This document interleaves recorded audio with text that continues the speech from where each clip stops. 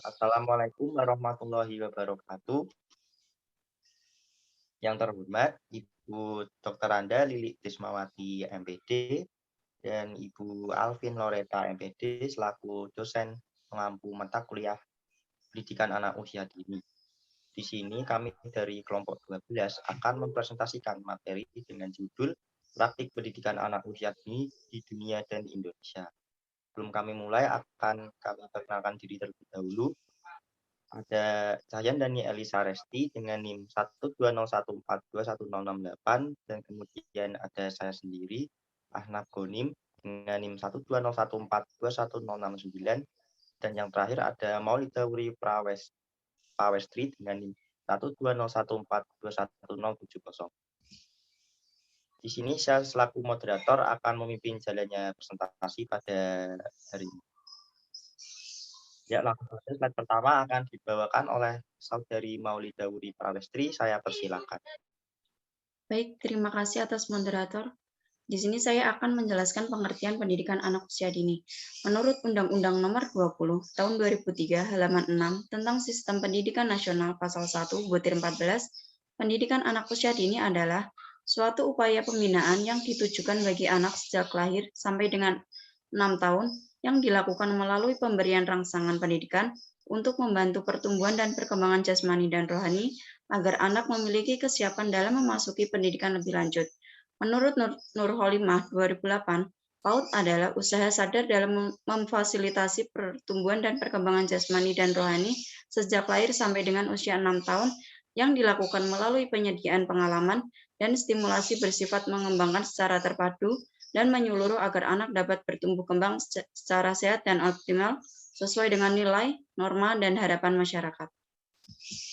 Yang kedua, praktik kepemimpinan berlandaskan pada karakternya. Yang satu yaitu mandiri dan percaya diri. Mandiri adalah sikap untuk tidak menggantungkan keputusan kepada orang lain.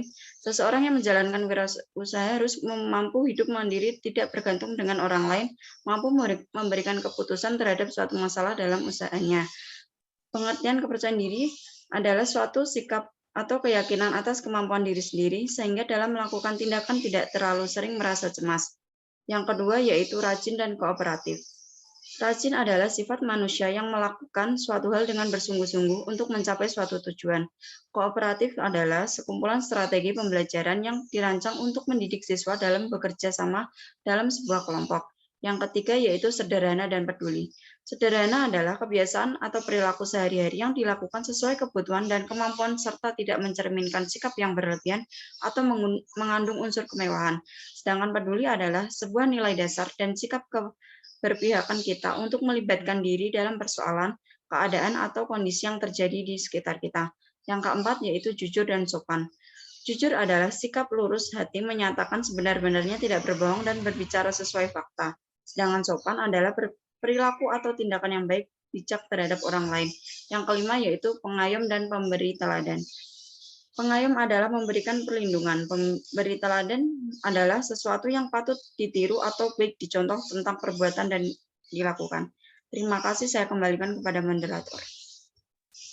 Baik, terima kasih atas paparan materinya. Kemudian ada slide berikutnya yang akan dibacakan oleh Rahyan dan Elisa. Saya persilakan. Baik, terima kasih atas kesempatannya kepada moderator. Di sini saya akan menjelaskan prinsip-prinsip dalam praktik pendidikan anak usia dini. Yang pertama ada meyakini dan mengamalkan pandangan bahwa memimpin itu melayani, bukan mempengaruhi. Yang kedua, memposisikan diri sebagai pihak yang memberikan layanan kepada pelanggan internal maupun pelanggan eksternal.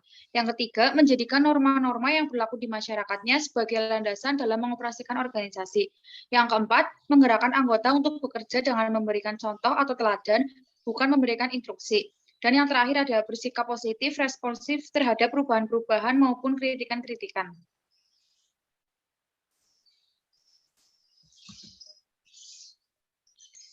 Lalu ada perencanaan pembelajaran pada pendidikan anak usia dini dalam menghadapi revolusi industri.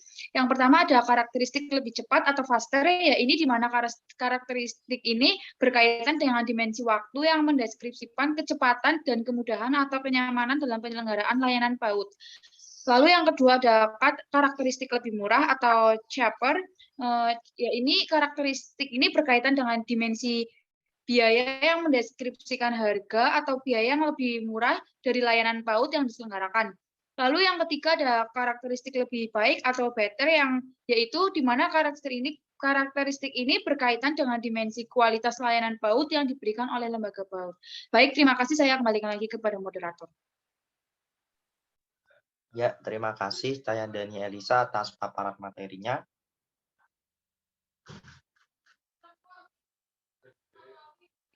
Next slide.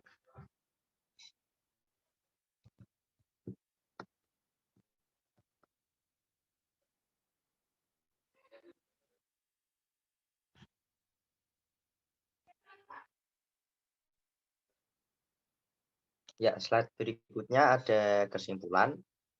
PAUD pendidikan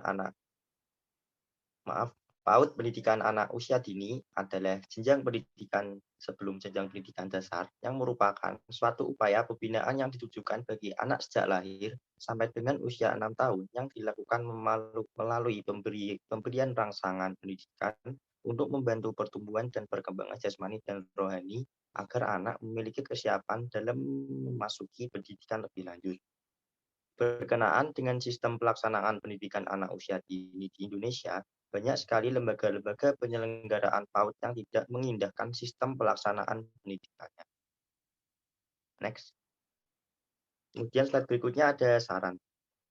Pendidikan anak usia dini merupakan pendidikan yang sangat penting yang dampaknya mengarah pada masa depan bangsa Indonesia. Karena pada masa inilah perkembangan otak terjadi sangat pesat. Maka sistem pembelajarannya pun harus disusun secara sistematis dan terarah, baik dari manajemen pembelajaran maupun manajemen sarana prasarana. Baik, terima kasih. Sekian presentasi dari kelompok 12. Apabila ada salah kata dan kekurangan, mohon dimaafkan. Sekian dari kami. Wassalamualaikum warahmatullahi wabarakatuh.